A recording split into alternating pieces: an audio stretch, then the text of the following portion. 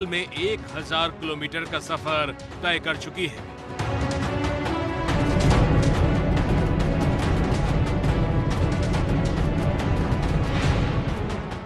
और अब कौन बनेगा मुख्यमंत्री का काफिला पहुंचा है दक्षिण 24 परगना के बेहाला पश्चिम विधानसभा सीट क्षेत्र में। बंगाल के जिलों में चुनाव के ऐलान से पहले ही सियासी फिजा पूरी तरह छाई हुई है। यहाँ की गलियों में लगे ये पोस्टर टीएमसी के हैं तो बीजेपी का भी जोर है और लेफ्ट और कांग्रेस भी चुनावी लड़ाई में अपनी मौजूदगी यहाँ इन झंडे बैनरों से दिखा रहा है। बंगाल की बेहाला पश्चिम विधानसभा सीट कभी लेफ्ट का गढ़ थी। 2001 के विधानसभा चुनाव में यहाँ पहली बार ममता की पार्टी टीएमसी जीती और तब से अब तक टीएमसी का ही कब्जा है। लेकिन क्या इस बार भी बंगाल के बेहाला की जनता ममता की पार्टी को सत्ता पर बैठाएगी या फिर परिवर्तन होगा? यही जानने के लिए मनोज्ञा लोईवाल बेहाला पश्चिम सीट से शुरू कर रही हैं कौन बनेगा मुख्यमंत्री की आज की बहस।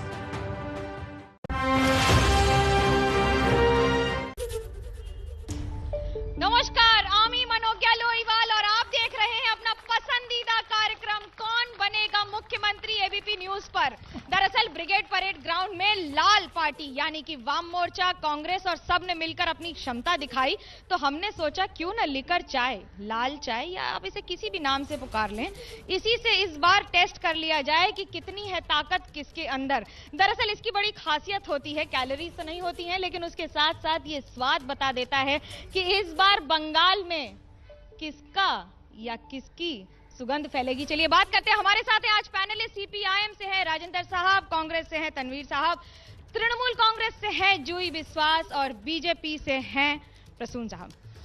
सीधा सवाल लेफ्ट से ही शुरू करते हैं। ब्रिगेड परेड ग्राउंड में क्या आप करामात दिखा पाए या यूं कहें कि लाल का रंग फीका पड़ जाएगा? आज के तमाम पेपर अगर आप देखिएगा तो ब्रिगेड परेड ग्राउंड का एक फोटो है और ब्रिगेड परेड ग्राउंड में पांव रखने का जगह नहीं था, बल्कि उससे बाहर आदमी लोग खड़े थे। और कल ही जनादेश आ गया है कि इस राज्य में ना यहाँ पर राम के नाम पर, यहाँ पर धर्म के नाम पर नहीं, बल्कि रोजगार के नाम पर, शिक्षा के नाम पर, कर्म संस्था के नाम पर वोट होगा। और कल यहाँ पर डिसीजन आ गया कल का जनता। राजेंद्र साहब ये भी बता दें आपको कि अगर साथ में अब्बास सिद्दीकी नहीं होते तो क्या इतनी भीड़ होती? अधीर रंजन चौधरी तो नाराज नजर आ रहे थे स्टेज पर। जी ज़रूर होती, क्योंकि ये ब्रिगेड लेफ्ट का ब्रिगेड है। वहाँ पे हम लोग सिर्फ हेल्प करने गए थे, बाकी जो पार्टीज थे वो सब हेल्प करने गए थे। लेकिन ब्रिगेड पूरा जनादेश कल दे चुका है। ब्रिगेड जो भर देगा वही राइटर्स का बिल्डिंग में चढ़ेगा। 2016 में ब्रिगेड में इसी तरह भीड़ थी, लेकिन सत्ता में आई थी तृणमूल कांग्रेस 200 से ज्यादा सीट लेकर। क्या ये भी सिर्फ भीड़ ही भीड़ है, वोट नहीं? जी मैंने क्या ब्रिगेड या किसी मीटिंग देख के आप ये बंगाल की जनता है, इनके राय ऐसे नहीं आपको मिलेगा। जब वोट के चुनाव मैदान में जो सब पार्टियां अपने अपने रैली करेंगे, लेकिन कल का जो ब्रिगेड था वो तो हमको बोलने लायक नहीं है। उसमें एक कम्युनल पार्टी को लेके सीपीएम सामने लेके आया है, जो सेक्युलर फ्रंट बोल रहा है, लेकिन वो है एक कम्युनल पार्टी। तो इसमें हम लोग बोल रहे हैं जो कम्युनल एक मुद्दा है वो जैसे बीजेपी भी सामने लेके आ रहा है, सीपीएम कांग्रेस भी सामने लेके आ रहा है। अच्छा, बीजेपी भी लेकर आ रही है। 7 मार्च को आप भी तैयारी कर रहे हैं प्रधानमंत्री को लाने की, और अब वो भी कम्युनल हो जाएगा फिर? नमस्कार। आज सिंधु में ज्वार उठा है, नगपति फिर ललकार उठा है, कुरुक्षेत्र के कण कण से फिर 5 जन्य हुंकार उठा है, 5 जन्य हुंकार उठा है। मैं अभी परिवर्तन यात्रा में बालिज में शामिल था और वहां जो मैंने लोगों का जोश देखा, जो युवाओं का उत्साह देखा, जो महिलाओं की करतल ध्वनि को सुना, जो उनका शंखनाद देखा, वो इस परिवर्तन का सूत्रपात करता है। ऐसा शंखनाद में देख करके आया हूं। ममता बनर्जी की रैलीज में भी इससे 3 गुना ज्यादा भीड़ होती है, उससे बड़ा शंखनाद हो जाता है। देखिए, मैं ये कहना चाहूंगा कि अब तक जो मौन जनता थी, जो खामोश जनता थी, वो अब सड़कों पर आ रही है, वो मैदानों में आ रही है। और भारतीय जनता पार्टी की असली ताकत वो ईवीएम के माध्यम से तो परिलक्षित होती है, क्योंकि हमारे पास एक बहुत बड़ा ताकत है मौन जो लोग हैं जिन्होंने जब अपनी खामोशी तोड़ी है, प्रजातंत्र को एक नई गति। निखिल जी, शाम का समय है, चाय भी रखी है आपके लिए। ये लाल चाय पीकर आपको बताएंगे कि आखिरकार जनता का क्या मूड है। लेकिन आप क्या मानती हैं कि ब्रिगेड में जो भीड़ होती है वो वोटर में कभी भी टर्न आउट होता है? जी देखिए, मैं तो पहले भी बोल रही हूँ आपसे, कभी भी किसी पार्टी ब्रिगेड कर सकती है। अभी सीपीएम का हुआ है, बीजेपी का है, तृणमूल का भी है, होता है। तो ब्रिगेड देख के किसी का ये नहीं पता चलता है कि आप मतदान किस तरफ जाएगा। जनता के राय जानने के लिए आप लोगों को 2 तारीख तक तो हम लोगों को रुकना ही पड़ेगा सबको। लेकिन हम जो बोल रहे हैं कि ब्रिगेड में जो भीड़ है, ये तो कोई भी पार्टी किसी को भी ले जा सकता है, किसी की भी तरीके से लोग भाड़ा करके भी ले जा सकता है, उससे कोई प्रभाव नहीं पड़ता है। जो जनता अपने मन में ठीक करके रखी है वही वो चुनाव के। ऐसा क्यों होता है कि कांग्रेस को बैसाखी की जरूरत पड़ती है, अपने अकेले ब्रिगेड नहीं कर पाए? आपने भी तो राज किया दिल्ली में, यहाँ पर कई वर्षों तक, कई दशकों तक। अभी बहुत सारा ब्रिगेड हुआ है 1971। अभी की बात करिए, इतिहास के पन्ने नहीं। इतिहास अभी हम लोग ब्रिगेड जो हम लोग का अभी गठबंधन हुआ है, संयुक्त मोर्चा का ब्रिगेड था। हम लोग अगर खुद से लड़ते तो खुद से ब्रिगेड करते, खुद का।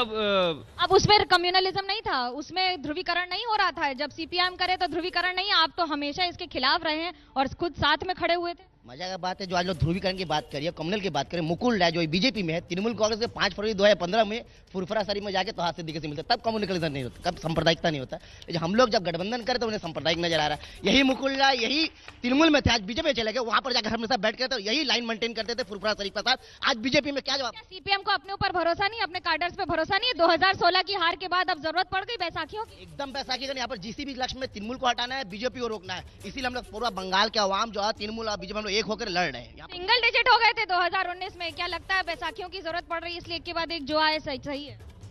जी मैंने कहा, हम बोल रहे हैं कि सीपीएम का जो यहाँ पर 34 साल का राज ये जनता देख चुके हैं, बंगाल की जनता है जी देख चुके हैं यहाँ पर कितना बदतर हालत था। बंगाल में लोग हॉस्पिटल जाने से डरता था, सरकारी हॉस्पिटल जाने से डरता था। आपके सामने विद्यासागर हॉस्पिटल था, ये हॉस्पिटल है, इसका क्या हाल था आप पूछिए उन प्रवक्ता से। हमारे यहाँ पर बंद का जो राजनीति चलता था, स्ट्राइक चलता था सीपीएम के जमाने में, बात में बांग्ला बंद, ये तो आज बंद नहीं होता है। तो सब पूरा सीपीएम के जमाने में बंद तो तृणमूल कांग्रेस बुलाती थी, आप सत्ता में आने के बाद नहीं बुला रहे। हम लोग एक भी बंद बंगाल में नहीं होने दिया है सत्ता में आने के बाद। अब देखिए तृणमूल कांग्रेस एक भी बंद नहीं करने दिया है, बंगाल में स्ट्राइक बंद हो गया है। अपोजिशन में थे, विपक्ष में थे, अब आप विपक्ष में है तो लगातार बुलाते रहते हैं बंद। बीजेपी अब तृणमूल कांग्रेस का किरदार निभा रही है बंगाल में विपक्ष में। देखिए, हमने राष्ट्रीय स्तर पर भी दिखाया है कि सबसे ज्यादा संवैधानिक संस्थाओं में विश्वास करने वाली, लोगों की आस्था की प्रतीक बनने वाली विश्व की सबसे बड़ी पार्टी भारतीय जनता पार्टी है। जहां तक अपने अभी ब्रिगेड की चर्चा की तो एक कथा सब समय मने राखबेन, एटा स्वामी विवेकानंदर भूमि, एटा एদের मतन जोट के कोनोदिनই बरण करबे ना। कारण कि वामपंथ का जो लक्ष्य है, जो कट्टरपंथियों के साथ मिलकर के इन लोगों को देश के टुकड़े टुकड़े करने का जो लक्ष्य स्वतंत्रता से पहले था, वही उसी का सूत्रपात इस गठबंधन के माध्यम से। जे लोग आछे ना, लोग पश्चिमबंगेर लोग जानिए देबे के कार साथे आछे, क्या सवाल है आपका? मेरा सवाल है, यहाँ पर राजेंद्र जी यहाँ पर है, उनको हम बहुत दिन से जानते हैं। मेरा सवाल है वामपंथियों से कि आप तो 34 साल चिल्लाते थे कि मेरे ये खून हो गए, उनको मार दिए, उनको ये करके 34 साल को पश्चिम बंगाल के आम जनता को आप तो भावता दिए हैं। पश्चिम बंगाल क्यों पूरा भारत में पहला बार देखा गया कि वामपंथी और डाउनपंथियों की जोट, और पश्चिम बंगाल में आज जो कल आप देखे हैं जो वामपंथियों का क्या है? सवाल यही है कि आप लोग बोले कि हम लोग जो लोग बीजेपी करते हैं वो लोग सांप्रदायिक है, तो आप लोग क्या हैं? कल आप लोग क्या हैं? आप ही बता दीजिए। सांप्रदायिक है तो फिर आपसे भी सवाल करेंगे, क्या सवाल है आपका? बस बीजेपी का जो कैंडिडेट है उसको बस पूछना है कि गैस का भाव कब कमेगा, बस इतना ही बोल दीजिए। इतना ही बता दीजिए सर, हर एक आदमी यही पूछ रहा है कि चूल्हा जलाने संभव नहीं है, आप ही बता दीजिए गैस का दाम, पेट्रोल का दाम। आप कह देंगे तृणमूल कांग्रेस जिम्मेदार है, पूरे देश में सब राज्य सरकार जिम्मेदार है। पहले किसानों के खाते में 8400 करोड़ रुपया कब आएगा, पहले ये सवाल से मत भटकिए, आपसे जो पूछ पहले ये बताइए दाम कब कमेगा, जनता पूछ रही है। जी हाँ, देखिए जितने भी पेट्रोलियम प्रोडक्ट्स है उसका डीरेगुलेशन का फैसला मनमोहन सिंह सरकार ने लिया था, वरना ये पहले कांग्रेस के कंट्रोल में था। यहाँ के बेरोजगारों को नौकरी कब मिलेगी, यहाँ ये बताइए। यहाँ 6 साल से आप केंद्र में हैं, आप राज्य के ऊपर हर चीज। कहना चाहता हूँ, यहाँ जो एक बच्चा जन्म लेता है उसके ऊपर 50,000 रुपए। आंकड़ों की बात कर रहे हैं हम, सवाल का जवाब मांग रहे हैं, आप बता दीजिए। गैस का दाम गैस का दाम इतना बढ़ गया है, हर महिला आज परेशान है। हर जितने भी बंगाल हो पूरे देश में आज एक महीने में 100 से ज्यादा गैस का दाम बढ़ गया है। पेट्रोल का दाम 90 रुपए से ज्यादा, डीजल का दाम 84 रुपए के आसपास लगभग है। तो ये इनको पूछिए कि अच्छे दिन के नाम में कौन सा अच्छे दिन भारतवर्ष में आज आया है। बीजेपी सरकार जो वादा किए थे लोगों से 15 लाख रुपया देंगे, साल में 1 करोड़। अच्छा, आप उज्ज्वला स्कीम, अब आप तृणमूल कांग्रेस हैं, आप बता दीजिए राज्य सरकार उज्ज्वला स्कीम और बाकी योजनाओं को लागू क्यों नहीं करने देती है, जिससे कम से कम यहाँ पर जो उज्ज्वला स्कीम अगर लागू होते हैं, अगर उज्ज्वला स्कीम में यहाँ पर फ्री में गैस मिलता है तो सिलेंडर का भरपाई कौन करेगा, सिलेंडर को रिफिलिंग कौन करेगा? आप पूछिए उनसे। क्या ये बता दीजिए निखिल जी, आप रिफिल करेंगे सिलेंडर? ये जो देखिए, उज्ज्वला स्कीम जितनी सफलता के साथ पूरे देश में चल रहा है, पूरा विश्व इसकी गवाही दे रहा है। उज्ज्वला स्कीम के माध्यम से लोग कहते रह गए, देश की महिलाओं ने हमारा साथ दिया है। इन सब के अंदर उज्ज्वला स्कीम की एक भूमिका रही है। मैं ये कहना चाहूंगा, आप ये बताइए कि आज जनता से पूछ लेते हैं, आप यहाँ भी बता दीजिए, आप ही बता दीजिए। पहले गैस का दाम 400 रुपया at the time of Congress का टाइम में 400 रुपया, वो इतना कम समय में 850 रुपया, आज 850 रुपया है। अभी महिलाओं से पूछते हैं, क्या है आपका सवाल? এরা বাংলায় বলতে পারবো? এরা কেন্দ্রে এসে এত উৎপাত করছে, জিনিসপত্রের দাম বাড়িয়ে দিচ্ছে, আর এখানে এলে তো মানে পুরো বিক্রি করে দেবে। सवाल सवाल सवाल सवाल सवाल सवाल सवाल मनोज जी, आप जाके देख लीजिए गोवा में सवाल सवाल वही इनका जवाब दे रहे हैं कि सवाल। टीएमसी पार्टी जब से आया है ये भाता अलाउंस पे जोर दे रहा है। कोई शिल्पो नहीं है, किसी को रोजी रोजगार नहीं है। मैं पूछना चाहता हूँ, इतना भाता अलाउंस में जोर क्यों दे रहा है? सबको पब्लिक को घर में बिठा के। आज एक न्यूज है इकोनॉमिक टाइम्स पे, सब बोल रहा है मोदी जी हमारे इकोनॉमी को खराब कर रहा है। आज का न्यूज है, मैं आपको अभी दिखा सकता। सवाल क्या है? बोल रहा हूँ, सवाल सवाल। अमेरिका इंडिया से 2016 बिलियन रुपीस धार लिया है। आज हम गैस का दाम का उत्तर हमारा पास है। सवाल को जवाब लेंगे अभी सारे नेताओं से, सारी पार्टियों से इन सारे सवालों को जवाब लेंगे। आप देखते रहिए अपना सबसे पसंदीदा चैनल, क्योंकि चुनाव का मतलब एबीपी न्यूज आपको रखे आगे।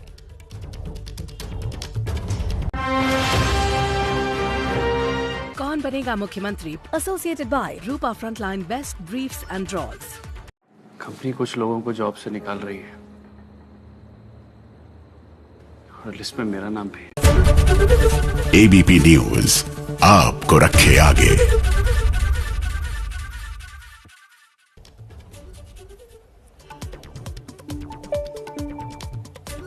प्रधानमंत्री मोदी ने आज एम्स हॉस्पिटल जाकर कोरोना की वैक्सीन की पहली डोज ली। पीएम मोदी ने कोविड-19 की पहली डोज आज ली। पीएम ने खुद ट्वीट करके इसकी जानकारी साझा की और लोगों से अपील की कि जो लोग भी वैक्सीनेशन के लिए योग्य हैं वो वैक्सीन जरूर लगवाएं। खास बात यह है कि पीएम ने भारत बायोटेक की कोवैक्सीन लगवाई है, जिसको लेकर शुरू में कुछ लोगों ने संशय पैदा करने की कोशिश की थी। आज कोवैक्सीन लगवाकर पीएम ने तमाम संशय खत्म कर दिए। आज से देश में कोरोना के खिलाफ जंग का अगला चरण शुरू हो गया है। आज से 60 साल से ज्यादा उम्र के लोगों को वैक्सीन दी जाएगी। देश के अलग अलग राज्यों में तैयारी पूरी कर ली गई है। साथ ही 45 साल से ज्यादा उम्र के उन लोगों को भी वैक्सीनेशन दी जाएगी जिन्हें गंभीर बीमारियां हैं। केंद्र सरकार के अस्पतालों में वैक्सीन की डोज मुफ्त दी जाएगी। वहीं निजी अस्पतालों में वैक्सीन की कीमत 250 रुपए तय की गई है। आज से शुरू होने वाले वैक्सीनेशन के दौरान कुल 192 हॉस्पिटल्स में वैक्सीनेशन किया जाएगा। इसमें 136 पेड वैक्सीनेशन वाले प्राइवेट हॉस्पिटल हैं और 56 फ्री वैक्सीनेशन वाले सरकारी हॉस्पिटल। वहीं कोरोना मामलों की बात करें तो दिल्ली में शनिवार और रविवार को 24 घंटे में कोरोना के 197 नए केसेस सामने आ चुके हैं, जबकि एक मरीज की मौत भी हुई है। उत्तर प्रदेश में करीब 1 साल बाद आज से एक बार फिर सरकारी और प्राइवेट स्कूलों को खोल दिया गया है। कक्षा 1 से 5वीं तक के स्कूलों को फिलहाल खोला गया है। स्कूलों में कोरोना गाइडलाइन का पालन अनिवार्य है। वहीं बिहार में भी प्राइमरी स्कूल खोल दिए गए हैं। स्कूलों में 50% छात्रों की उपस्थिति की इजाजत है। निर्देशों के मुताबिक नामांकित 50% बच्चे पहले दिन तो 50% और दूसरे दिन दूसरे 50% बच्चे आएंगे। चुनाव की तारीखों के ऐलान के बाद आज दोपहर 12 बजे सीएम ममता बनर्जी के घर पर टीएमसी इलेक्शन कमेटी की बड़ी बैठक है। टीएमसी की बैठक में पहले चरण के लिए उम्मीदवारों के नाम तय हो सकते हैं। उम्मीदवारों के अलावा चुनावी रणनीति, बूथ स्तर पर कैसी प्लानिंग हो, कौन से नेता कहां प्रचार करें, ये भी फैसला लिया जाएगा। पहले चरण में 27 मार्च को 30 सीटों पर मतदान होना है।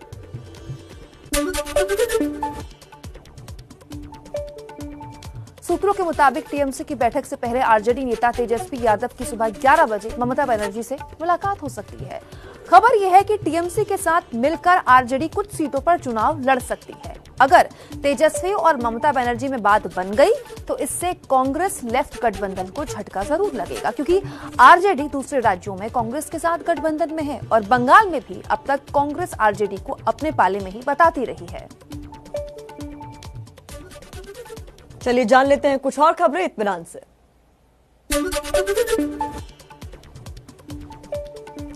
नॉर्थ 24 परगना में बीजेपी कार्यकर्ता की बुजुर्ग मां के साथ घर में घुसकर मारपीट का मामला सामने आया।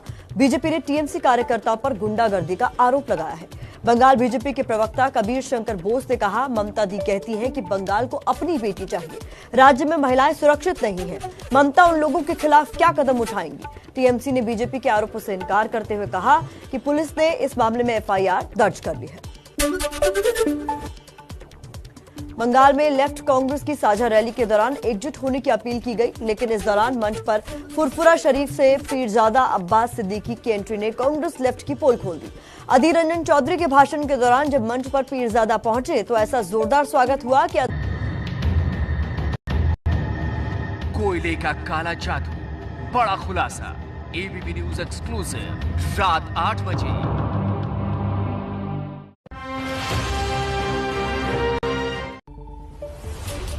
आप देख रहे हैं एबीपी न्यूज, कौन बनेगा मुख्यमंत्री, अपना पसंदीदा कार्यक्रम, क्योंकि चुनाव का मतलब है एबीपी न्यूज सवाल करते हैं लोगों से और सवाल लेते हैं लोगों से जनता के लिए। बताइए। मेरा प्रश्न है टीएमसी वालों से, जो बंगाल में इंडिया के सबसे ज्यादा इलेक्ट्रिसिटी का बिल सबसे ज्यादा है, ये काय है? बिजली का बिल इतना क्यों आता है, आप ही बता दीजिए। बताइए आपका सवाल। अच्छा, আমার নাম তাপস কুমার দাস। কোয়েশ্চেন আমার কোশ্চেন হচ্ছে যে কাশ্মীরে আমাদের নিজেদের দেশের মধ্যে পণ্ডিতরা ওইখানে রিফিউজি হয়ে গেল, আর এত বছর ধরে কংগ্রেসের শাসনে কংগ্রেস চিরকাল মাম থাকলো।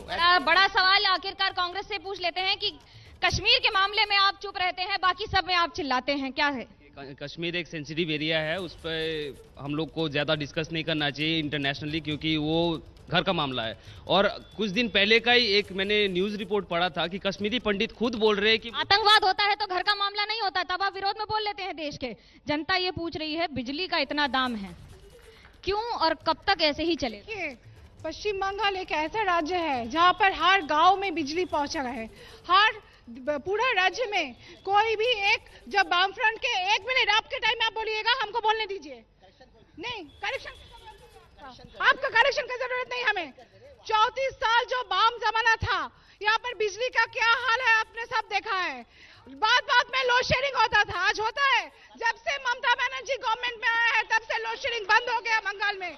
इसका कौन बोलेगा, आप ही बता दीजिए। देखिए, मैं आपको ये बताना चाहूंगा कि पश्चिम बंगाल में 4 लाख, इसके अगर आप इसके बजट की विवेचना करें, 4 लाख करोड़ का ऋण है जो कि जीडीपी का 33% है। अरे बाकी राज्यों में लोड शेडिंग होती है, यहाँ नहीं होती है, यही बताइए। इंडस्ट्रियल ग्रोथ में पूरे भारत में 20वें स्थान पर है, सर्विसेज सेक्टर में 28वें स्थान पर। अच्छा नहीं दिखता है बीजेपी को कुछ भी बंगाल में, आप ही बता दीजिए। आपने तो 34 साल राज किया यहाँ पर। 34 साल में हम लोग अगर काम नहीं करते, यहाँ पर काम ही नहीं होता। यहाँ पर बिजली का बोलिए, पानी का बोलिए, किसान को जमीन मुहैया, 18 साल के लड़के को वोट देने अधिकार, 12वीं क्लास तक शिक्षा फ्री, बस्ती ठेका टेनेंसी एक्ट, 1 तारीख का पहले सैलरी मिल जा रहा है, ये सब 34 साल के काम है। 34 साल बिजली लोड शेडिंग होती थी, उस पर सवाल है जनता। नहीं, यहाँ पर बिजली 34 साल में 100% पहुंचाया गया वाम फ्रंट के समय में, और यहाँ पर बिजली में 200 यूनिट के नीचे सब्सिडी। मच्छर नहीं मारे आपने, लगता है गांव में जब बिजली नहीं आती थी जनता परेशान रहती थी। लौटेंगे एक छोटे से ब्रेक के बाद, आप देखते रहिए एबीपी न्यूज, आपको रखे आगे।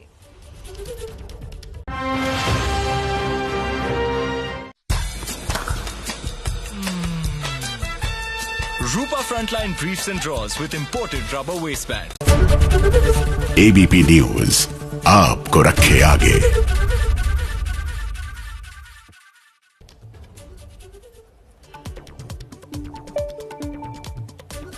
प्रधानमंत्री मोदी ने आज एम्स हॉस्पिटल जाकर कोरोना की वैक्सीन की पहली डोज ली।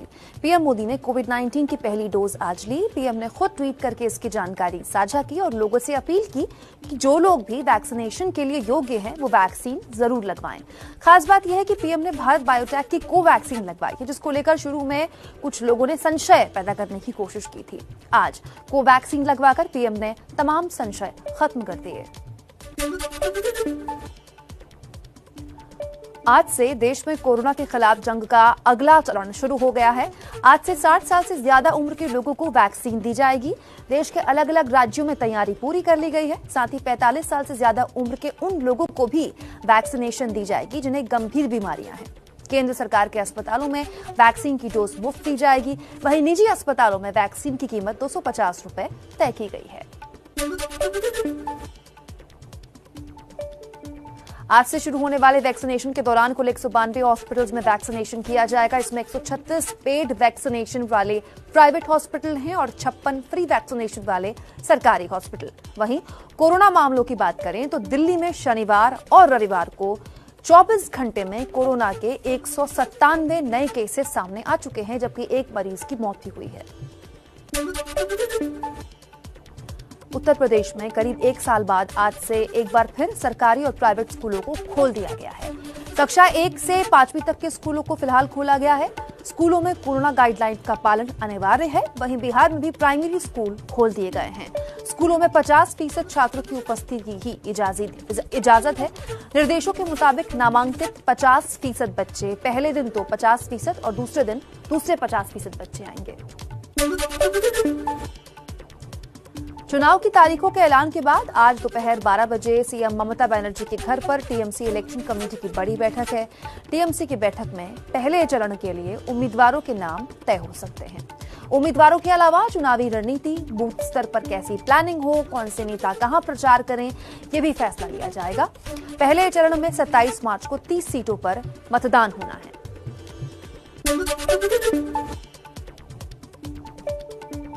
सूत्रों के मुताबिक टीएमसी की बैठक से पहले आरजेडी नेता तेजस्वी यादव की सुबह 11 बजे ममता बनर्जी से मुलाकात हो सकती है। खबर यह है कि टीएमसी के साथ मिलकर आरजेडी कुछ सीटों पर चुनाव लड़ सकती है। अगर तेजस्वी और ममता बनर्जी में बात बन गई तो इससे कांग्रेस लेफ्ट गठबंधन को झटका जरूर लगेगा, क्योंकि आरजेडी दूसरे राज्यों में कांग्रेस के साथ गठबंधन में है और बंगाल में भी अब तक कांग्रेस आरजेडी को अपने पाले में ही बताती रही है। चलिए जान लेते हैं कुछ और खबरें इत्मीनान से।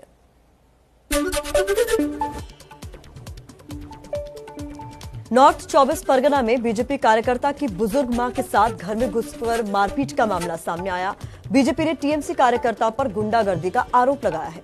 बंगाल बीजेपी के प्रवक्ता कबीर शंकर बोस ने कहा, ममता दी कहती हैं कि बंगाल को अपनी बेटी चाहिए, राज्य में महिलाएं सुरक्षित नहीं हैं। ममता उन लोगों के खिलाफ क्या कदम उठाएंगी? टीएमसी ने बीजेपी के आरोपों से इनकार करते हुए कहा कि पुलिस ने इस मामले में एफआईआर दर्ज कर ली है। बंगाल में लेफ्ट कांग्रेस की साझा रैली के दौरान एकजुट होने की अपील की गई, लेकिन इस दौरान मंच पर फुरफुरा शरीफ से पीरजादा अब्बास सिद्दीकी की एंट्री ने कांग्रेस लेफ्ट की पोल खोल दी। अधीर रंजन चौधरी के भाषण के दौरान जब मंच पर पीरजादा पहुंचे तो ऐसा जोरदार स्वागत हुआ कि अधीर रंजन माइक छोड़कर जाने लगे। स्थिति बिगड़ते देख फौरन लेफ्ट के नेताओं ने हालात तो संभाल लिए, लेकिन इसने गठबंधन के अंदर की गांठ को सामने ला दिया।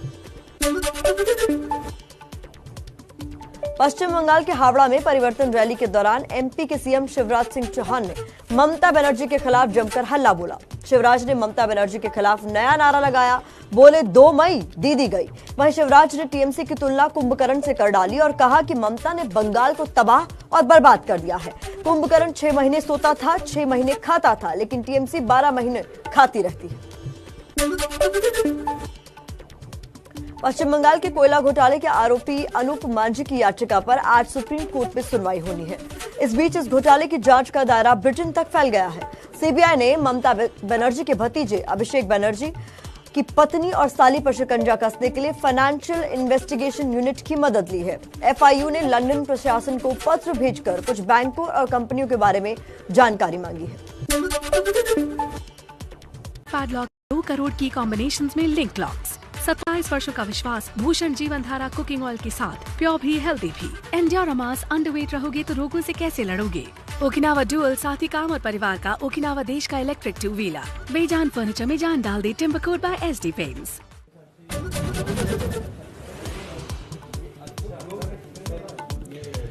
टीकाकरण के दूसरे चरण में पीएम मोदी ने लगवाई वैक्सीन। नीतीश कुमार, नवीन पटनायक और शरद पवार समेत कई बड़ी हस्तियों ने लगवाया टीका।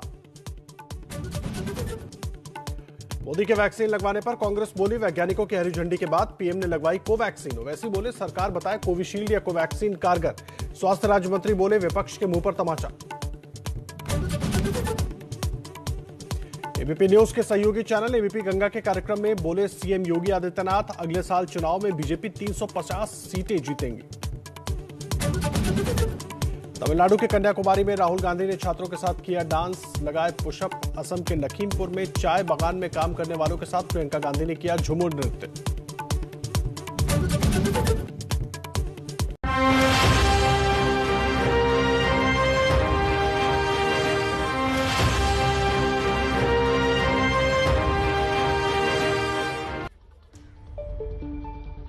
स्वागत है आपका एबीपी न्यूज पर। चुनाव मतलब एबीपी न्यूज और हम देख रहे हैं, आप देख रहे हैं कौन बनेगा मुख्यमंत्री, अपना पसंदीदा कार्यक्रम। आज प्रधानमंत्री नरेंद्र मोदी ने अपना पहला टीका लगवाया। कोरोना की वैक्सीन के बाद विपक्ष तेज हो गया आरोप प्रत्यारोप के दौर में और इसमें भी राजनीति खोज ली। आपको बताते हैं कि आखिरकार बंगाल तक किसने क्या सियासी टिप्पणियां की और इस पर राजनीति भी शुरू हो गई है। देखिए ये खास रिपोर्ट। सुबह करीब 6:15 बजे दिल्ली के एम्स अस्पताल के बाहर हलचल अचानक बढ़ गई और कारों का काफिला रुकने लगा। और फिर एम्स के अंदर काले रंग की इस कार से निकले प्रधानमंत्री नरेंद्र मोदी। मोदी आगे बढ़ते हैं, एम्स अस्पताल के कॉरिडोर में चलते जाते हैं। इस वक्त उनके साथ एम्स के निदेशक रणदीप गुलेरिया भी चल रहे हैं। चलते हुए मोदी कोरोना वैक्सीनेशन चैम्बर में पहुंच गए। यहाँ कुछ लोग दूर से उनका स्वागत करते हैं और मोदी इस कुर्सी पर जाकर बैठ गए। इसके बाद वैक्सीनेशन की प्रक्रिया शुरू करने से पहले जरूरी कागजातों पर पीएम मोदी का हस्ताक्षर नर्स लेती है। मोदी साइन करते हैं, नर्स वैक्सीन का इंजेक्शन तैयार करती है। पीएम मोदी ने टीका लगवाने के लिए बाजू से कुर्ता हटाया और इस तरह मोदी को कोरोना का पहला टीका लगाया गया। पीएम मोदी ने कम सुरक्षा के बीच जो वैक्सीन लगवाई है वो भारत बायोटेक की कोवैक्सीन है। जिस नर्स ने मोदी को टीका लगाया वो पुदुचेरी की नर्स पी निवेदा है। जिस नर्स ने टीके का इंजेक्शन तैयार किया वो केरल की नर्स रोसम्मा है। और इस दौरान पीएम मोदी के गले में असम संस्कृति का गमछा टंगा रहा। बस यही जानकारियां लेकर विपक्ष बीजेपी पर टूट पड़ा। कांग्रेस ने कहा, पीएम मोदी ने नर्स से लेकर असम का गमछा इसलिए चुना क्योंकि इन 3 राज्यों में जल्द ही चुनाव होने हैं। आज जब वैक्सीनेशन की ये छवि मेरे पास आए तो मैंने देखा कि उन्होंने गमछा पहने हैं और केरल और तमिलनाडु की नर्स को भी उन मदद ले रहे हैं।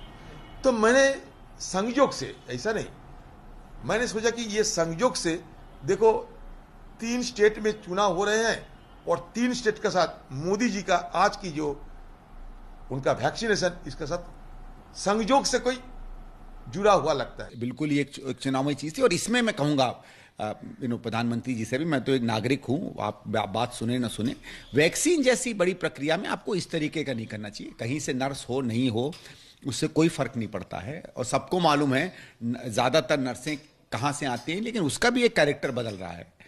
नॉर्थ से भी नर्सें हैं, कहीं से भी है, तो इसमें नहीं पड़ना चाहिए। लेकिन मुझे लगता है जो वैसा ये कदम है इससे विश्वास होगा लोगों को कि नहीं, वैक्सीनेशन जो है वो ठीक काम है। मोदी पर विपक्ष ने हमला बोला तो बीजेपी ने भी करारा जवाब दिया।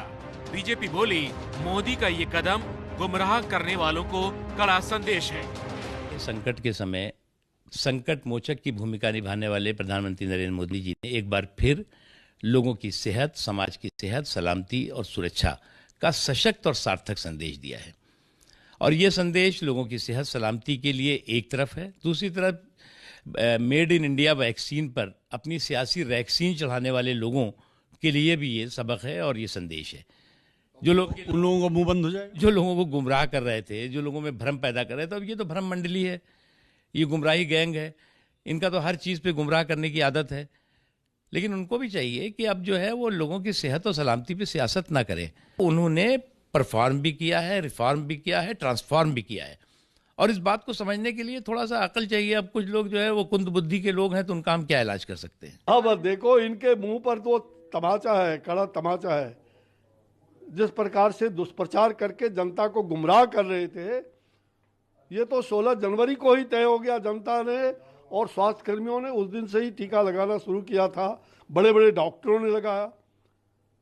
तो आप सोच सकते हैं कि हमारे डॉक्टरों का, अनुसंधानकर्ताओं का और जो हमारे वैज्ञानिकों ने ये वैक्सीन कम समय में तैयार किया है, ये बड़ा ही प्रधानमंत्री जी ने जो उत्साह उन्हें प्रदान किया। विपक्ष को भगवान सद्बुद्धि दे कि अच्छे राह पर चले, हर बात पर विरोध नहीं, लोकतांत्रिक ढंग से हर चीजों में सरकार को सहयोग करना चाहिए। विपक्ष के लिए यही बड़ा बात है कि आज देख लो, निश्चित रूप से सीख नहीं लेंगे तो फिर अपने आप में गड्ढे में गिरेंगे। हालांकि पीएम मोदी ने वैक्सीनेशन के बाद ट्वीट किया और अपनी तस्वीर जारी की और बताया कि किस तरह वैक्सीन सेफ है और किसी को भी वैक्सीन लगवाने से डरना नहीं चाहिए। अब जरा ये ट्वीट देखिए असम के स्वास्थ्य मंत्री हेमंत बिस्वा शर्मा का। उन्होंने मोदी के गले में असम के गमछे की खूब तारीफ की और असम की संस्कृति से इसे जोड़ दिया और लिखा कि ये दिखाता है कि मोदी के दिल में असम की संस्कृति के लिए कितना प्यार है। असम समेत 5 राज्यों के विधानसभा चुनावों का ऐलान हो चुका है। 27 मार्च से वोटिंग भी शुरू हो जाएगी और शायद इसीलिए विपक्ष को मोदी के हर कदम में सियासत नजर आ रही है।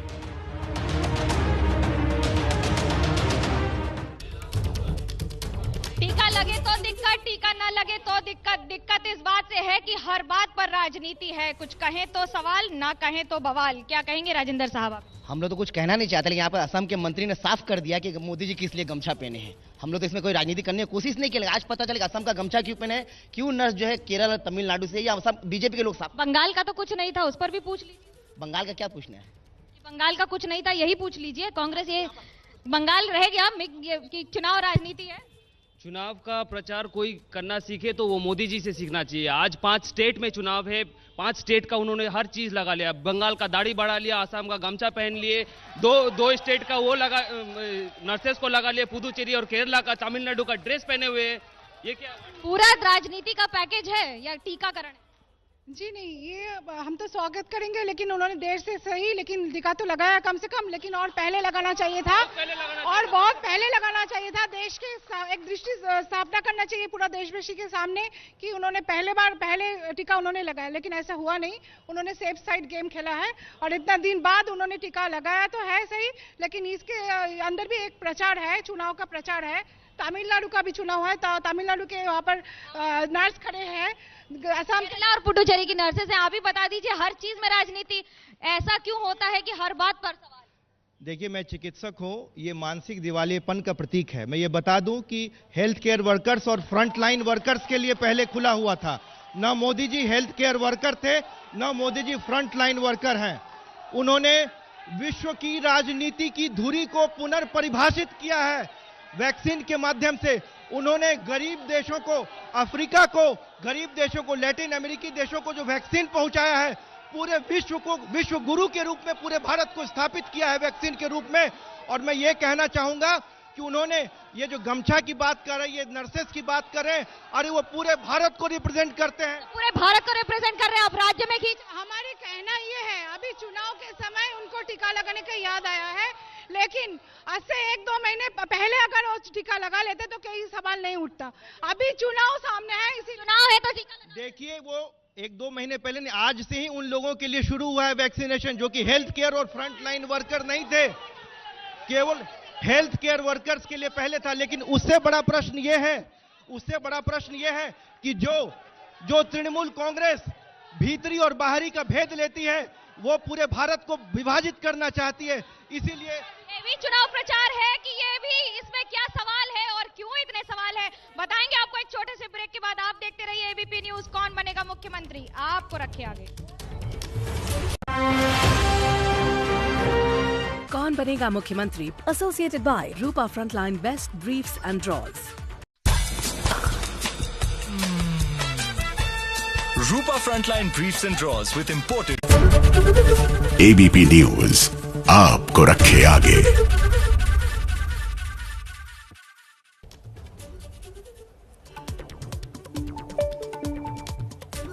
प्रधानमंत्री मोदी ने आज एम्स हॉस्पिटल जाकर कोरोना की वैक्सीन की पहली डोज ली।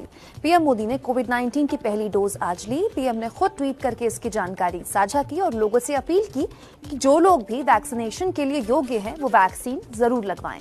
खास बात यह है कि पीएम ने भारत बायोटेक की कोवैक्सीन लगवाई है, जिसको लेकर शुरू में कुछ लोगों ने संशय पैदा करने की कोशिश की थी। आज कोवैक्सीन लगवाकर पीएम ने तमाम संशय खत्म कर दिए। आज से देश में कोरोना के खिलाफ जंग का अगला चरण शुरू हो गया है। आज से 60 साल से ज्यादा उम्र के लोगों को वैक्सीन दी जाएगी। देश के अलग अलग राज्यों में तैयारी पूरी कर ली गई है। साथ ही 45 साल से ज्यादा उम्र के उन लोगों को भी वैक्सीनेशन दी जाएगी जिन्हें गंभीर बीमारियां हैं। केंद्र सरकार के अस्पतालों में वैक्सीन की डोज मुफ्त दी जाएगी। वहीं निजी अस्पतालों में वैक्सीन की कीमत 250 रुपए तय की गई है। आज से शुरू होने वाले वैक्सीनेशन के दौरान कुल 192 हॉस्पिटल्स में वैक्सीनेशन किया जाएगा। इसमें 136 पेड वैक्सीनेशन वाले प्राइवेट हॉस्पिटल हैं और 56 फ्री वैक्सीनेशन वाले सरकारी हॉस्पिटल। वहीं कोरोना मामलों की बात करें तो दिल्ली में शनिवार और रविवार को 24 घंटे में कोरोना के 197 नए केसेस सामने आ चुके हैं, जबकि एक मरीज की मौत भी हुई है। उत्तर प्रदेश में करीब 1 साल बाद आज से एक बार फिर सरकारी और प्राइवेट स्कूलों को खोल दिया गया है। कक्षा 1 से 5वीं तक के स्कूलों को फिलहाल खोला गया है। स्कूलों में कोरोना गाइडलाइंस का पालन अनिवार्य है। वहीं बिहार में भी प्राइमरी स्कूल खोल दिए गए हैं। स्कूलों में 50% छात्रों की उपस्थिति की ही इजाजत है। निर्देशों के मुताबिक नामांकित 50% बच्चे पहले दिन तो 50% और दूसरे दिन दूसरे 50% बच्चे आएंगे। चुनाव की तारीखों के ऐलान के बाद आज दोपहर 12 बजे सीएम ममता बनर्जी के घर पर टीएमसी इलेक्शन कमेटी की बड़ी बैठक है। टीएमसी की बैठक में पहले चरण के लिए उम्मीदवारों के नाम तय हो सकते हैं। उम्मीदवारों के अलावा चुनावी रणनीति, बूथ स्तर पर कैसी प्लानिंग हो, कौन से नेता कहां प्रचार करें, ये भी फैसला लिया जाएगा। पहले चरण में 27 मार्च को 30 सीटों पर मतदान होना है।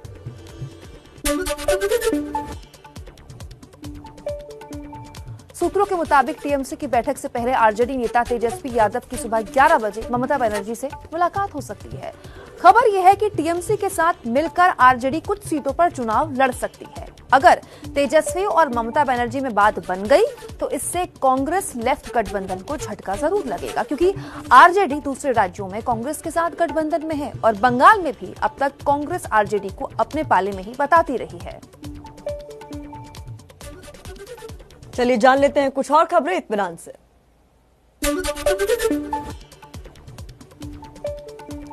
नॉर्थ 24 परगना में बीजेपी कार्यकर्ता की बुजुर्ग मां के साथ घर में घुसकर मारपीट का मामला सामने आया। बीजेपी ने टीएमसी कार्यकर्ताओं पर गुंडागर्दी का आरोप लगाया है। बंगाल बीजेपी के प्रवक्ता कबीर शंकर बोस ने कहा, ममता दी कहती हैं कि बंगाल को अपनी बेटी चाहिए, राज्य में महिलाएं सुरक्षित नहीं है। ममता उन लोगों के खिलाफ क्या कदम उठाएंगी? टीएमसी ने बीजेपी के आरोपों से इनकार करते हुए कहा कि पुलिस ने इस मामले में एफआईआर दर्ज कर ली है। बंगाल में लेफ्ट कांग्रेस की साझा रैली के दौरान एकजुट होने की अपील की गई, लेकिन इस दौरान मंच पर फुरफुरा शरीफ से पीरजादा अब्बास सिद्दीकी की एंट्री ने कांग्रेस लेफ्ट की पोल खोल दी। अधीर रंजन चौधरी के भाषण के दौरान जब मंच पर पीरजादा पहुंचे तो ऐसा जोरदार स्वागत हुआ कि अधीर रंजन माइक छोड़कर जाने लगे। स्थिति बिगड़ते देख फौरन लेफ्ट के नेताओं ने हालात तो संभाल लिए, लेकिन इसने गठबंधन के अंदर की गांठ को सामने ला दिया। यह सीटों पर बताएंगे आपको इस स्पेशल रिपोर्ट में कि आखिरकार क्यों इतनी मारपीट एक एक सीट को लेकर इन पार्टियों में मची हुई है। देखिए ये रिपोर्ट। कल कोलकाता के ब्रिगेड मैदान में इतनी भारी भीड़ के सामने जब कांग्रेस, लेफ्ट और सेक्युलर फ्रंट के नेताओं ने मंच पर ये एकजुटता दिखाई तो लगा बंगाल में तो लड़ाई 3 तरफा होने जा रही है।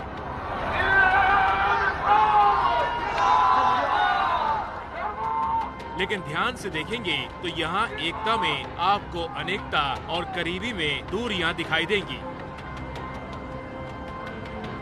सोच को बदलो, सितारे बदल जाएंगे।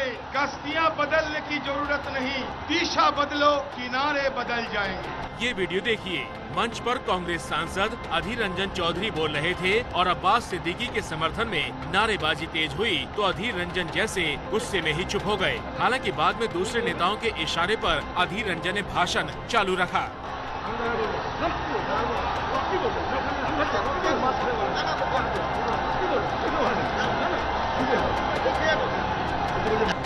আমি আবার বলছি, সংযুক্ত মোর্চার मंच की ये दूरी अब सीटों के रिश्ते में भी दिखाई देने लगी है। कांग्रेस और अब्बास सिद्दीकी की पार्टी इंडियन सेकुलर फ्रंट के बीच सीटों पर लड़ाई फंस गई है। कांग्रेस पिछले चुनाव में जीती एक भी सीट छोड़ने को तैयार नहीं है। बात इस हद तक पहुंच गई कि दोनों अलग अलग रास्ते चलने की बात कर रहे हैं।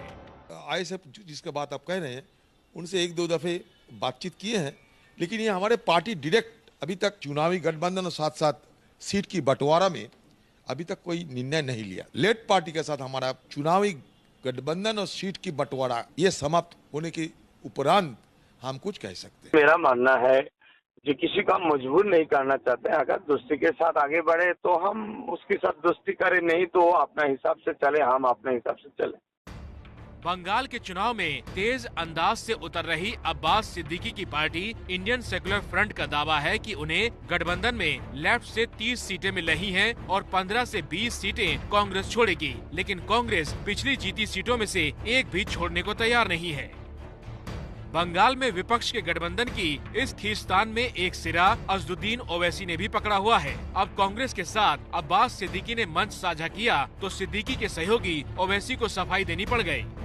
आपको जो समझना है आप समझ लो, मेरे जो समझ में हो मेरे दिमाग में मैं बताऊंगा आपको बात। आपने कहा मैं अकेला ही चलाता, अकेला ही हाँ, मैं अकेला ही चलाता, जानी बेमंजिल, मतलब आप आए, लोग आते गए, कारवां बनता गया। पश्चिम बंगाल में 27 मार्च से 8 दौर में वोटिंग होगी। बंगाल में कांग्रेस अपनी जमीन बचाने की कोशिश में है तो लेफ्ट फिर से जमीन तलाशने की। लेकिन जिस तरह कई पार्टियों के इस गठबंधन में खींचतान चल रही है, ऐसे में लड़ाई सीधी टीएमसी और बीजेपी के बीच ही दिख रही है।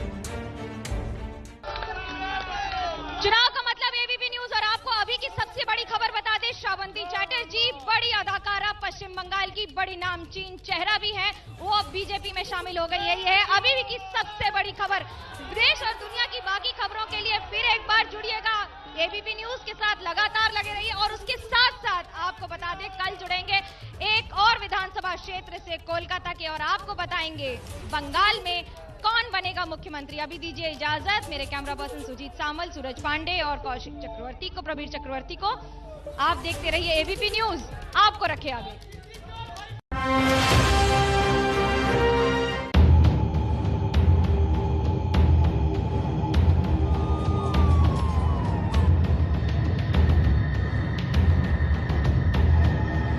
कोयले का काला जादू, बड़ा खुलासा, एबीपी न्यूज एक्सक्लूसिव, रात 8 बजे। कंपनी कुछ लोगों को जॉब से निकाल रही है और लिस्ट में मेरा नाम भी। कौन कहता है कि तुम जॉब करो? तुम्हारा तो हमेशा से मन था कुछ खुद का स्टार्ट करने का। और सालों पहले हमने भी तो प्लान किया था, हम तीनों के फ्यूचर के लिए। जब फ्यूचर सिक्योर हो तो अपनों को मुश्किलें रो। एबीपी न्यूज आपको रखे आगे।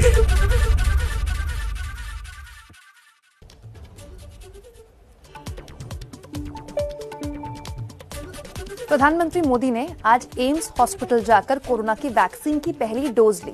पीएम मोदी ने कोविड-19 की पहली डोज आज ली।